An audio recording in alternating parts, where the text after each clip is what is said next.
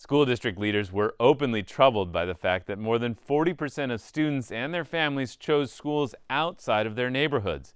District officials vowed to change that, and the plan was called Vision 2020. Here was then Superintendent Sydney Martin in 2014 describing their goal. To assume that it's better someplace else without looking in your neighborhood school, we say you're going to make a school better by engaging in your local school and be a part of it. We don't want your kids on a bus for 2 hours every morning to get to a school across town when we say there's no place like home. Look in your own backyard.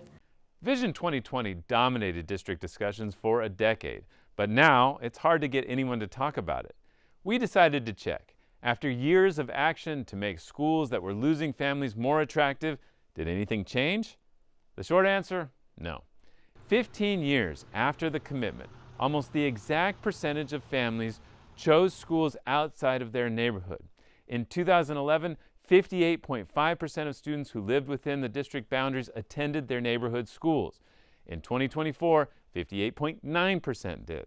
During that period, the district spent billions to rebuild schools. It also dialed back programs that ferried kids out of local schools, and they adopted more rigorous graduation requirements. Still, nearly 40,000 students avoid their neighborhood public school in favor of ones in other parts of the city, charter schools, or some other form of education.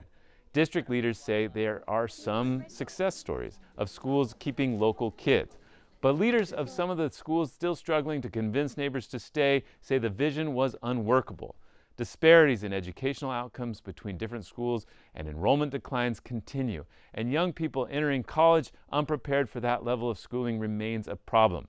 For Voice of San Diego, I'm Scott Lewis, and that's why it matters.